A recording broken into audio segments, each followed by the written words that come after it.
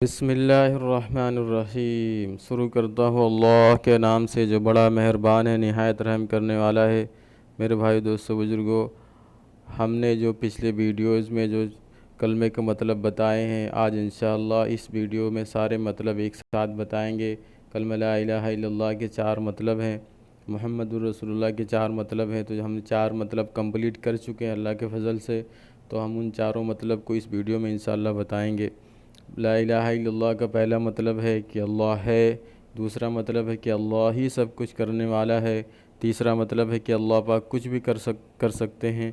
चौथा मतलब है अल्लाह की ज़ात हमेशा से हमेशा रहेगी। इन सारे मतलब पर हमने पिछले वीडियोस में सारे मतलब पर साइंटिफिक दलाइल दिए हैं।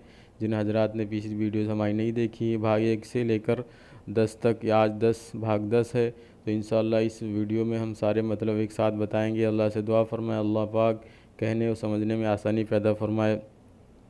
तो जो पहला मतलब है कि अल्लाह है, क्या दलील है? आप सल्लल्लाहु अलैहि वसल्लम ने फरमाया, क्या एक तलवार बगैर कारीगर के बन सकती है? सहाबा ने अर्ज़ किया, या रसूलल्लाह, मुमकिन नहीं है एक तलवार बगैर कारीगर के बन जाए।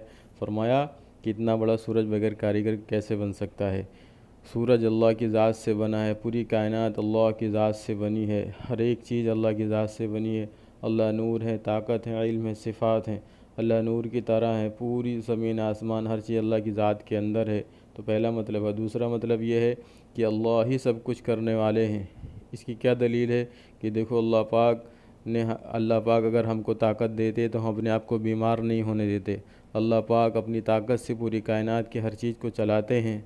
किसी को अल्लाह ने ताकत दी नहीं है। जिस तरह ट्यूबलाइट या बल्ब जो है करंट से, बाहर से करंट दिया जाता है तो जलता है, अगर करंट नहीं दिया जाएगा तो नहीं जलेगा। इस तरह पूरी कायनात की हर चीज़ को अल्लाह पाक अपनी ताकत से चलाते हैं। अल्लाह पाक ने किसी को ताकत दिया नहीं है। अगर अल्लाह पाक हमको ताकत देते तो हम अपने आप को बीमार नहीं होने देते। तो इसका ये समझ में आता है कि हमारे पास ताकत नहीं है। तीसरा मतलब है कि अल्लाह पाक कुछ भी कर सकते हैं, यानी किसी भी चीज़ को बदल सकते हैं, शक्ल बदल दें या सिफत बदल दें।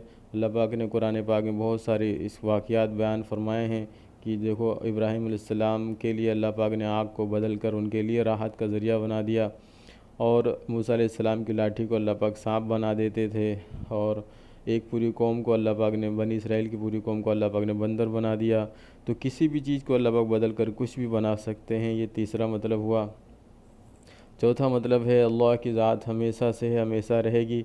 इस पर क्या दलील है? इसको समझने के लिए हमें 2 चीज़ समझना है कि जो जो किसी से पैदा होता है वो दूसरी चीज़ को पैदा नहीं कर सकता, और अपने बनाने वाले को सोच नहीं सकता।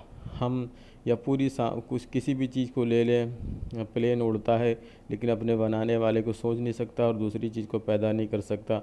इसी तरीके से किसी भी चीज़ को हम ले लें, अपने बनाने वाले को वो सोच नहीं सकता और दूसरी चीज़ को पैदा नहीं कर सकता। इंसान और जिन्नात और फरिश्ते सारे मिलकर, सारी साइंस, सारी टेक्नोलॉजी, सारे अम्बिया अलैहिस्सलाम, सारे नबी मिलकर, सारे सहाबा, सारे औलिया मिलकर, सारी इंसानियत मिलकर, सारे जिन्नात मिलकर, सारे फरिश्ते मिलकर एक जगह जमा हो जाएं, सब पूरी ताकत लगा दें, पूरी सलाहियत लगा दें, पूरा इल्म लगा दें, फिर भी किसी भी चीज़ को वो पैदा नहीं कर सकते, वजूद नहीं दे सकते। यानी किसी राई के दाने के बराबर भी कोई चीज़ पैदा नहीं कर सकते, वजूद नहीं दे सकते। कि जो चीज़ नहीं है उसको पैदा कर देना, ये सब मिलकर नहीं कर सकते। क्यों नहीं कर सकते? क्योंकि इन सब को किसी और ने पैदा किया है। ये सब पैदा किए गए हैं, तो जो पैदा होता है वो दूसरी चीज़ को पैदा नहीं कर सकता।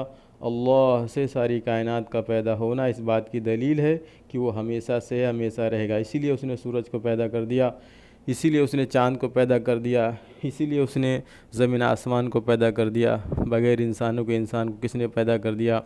आदम अलैहिस्सलाम के माँ बाप ने किसने पैदा कर दिया? ये सितारे, ये सूरज, ये आसमान, ये हवाएं, ये दरिया, ये जानवर, जितना कुछ है सब कुछ किसी ने पैदा किया है। वो कौन है? अल्लाह है। अल्लाह ही सब कुछ पैदा करने वाला है, अल्लाह ही सब कुछ चलाने वाला है। आप सल्लल्लाहु अलैहि वसल्लम ने फरमाया अल्लाह को अल्लाह की कुदरत से पहचानो। तो मेरे भाई दोस्तों, ये ला इलाहा इल्लल्लाह है। हम इसकी दावत देंगे, जितनी ताकत से अपनी ज़ुबान से बोलेंगे, हमारा यकीन बनेगा। सहाबा का यकीन इसी तरीके से बना था। सहाबा का जब यकीन और ईमान बन गया था तो अपनी दुआओं से वो अल्लाह से काम बनवा लेते थे। सहाबा ने जो है मरे हुए बच्चे को ज़िंदा करा लिया, मरे हुए जानवर को ज़िंदा करा लिया। वो 2 रकात नमाज़ पढ़ते थे, अल्लाह से बारिश बरसवा लेते थे। 2 रकात नमाज़ पढ़ते थे, बारिश बंद करवा लेते थे। उन्होंने खाना उतरवा लिया। बनी इसराइल 40 साल तक आसमान से उनके लिए खाना आता रहा। वो 40 साल तक आसमान से आए हुए खाने को खाते रहे। तो अल्लाह पाक कुछ भी कर सकते हैं। इसलिए मेरे भाई दोस्तों, यकीन और ईमान बनेगा तो हमारी दुआएं कबूल होंगी, हमारी नमाज कबूल होगी। इसलिए कितना ज़रूरी है यकीन और ईमान सीखना, यकीन ईमान पर मेहनत करना। सहाबा को 13 साल लग गए थे यकीन और ईमान सीखने के लिए। सहाबा ख़ुद फरमाते हैं कि हमने पहले यकीन और ईमान सीखा, बाद में कुरान सीखा। हम कुरान तो सीख लेते हैं, नमाज़ सीख लेते हैं, लेकिन यकीन ईमान नहीं सीखते। यकीन ईमान कैसे सीखेंगे? इस 4 मतलब को अपनी ज़ुबान से दूसरों को सिखाने से हमारे अंदर यकीन और ईमान आ जाएगा। यही एक तरीका है, दावत देने से यकीन ईमान बनता है। इसलिए मेरे भाई दोस्तों, हम अपने बच्चों को, अपने घर वालों को कलमा ज़रूर सिखाएं। सबसे कीमती चीज़ कलमा का यकीन है। सबसे ज़रूरी चीज़ कलमे का यकीन है।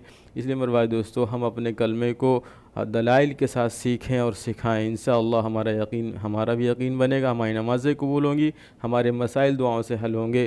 तो इंशाअल्लाह कोशिश करें, हमारे लिए भी दुआ करें।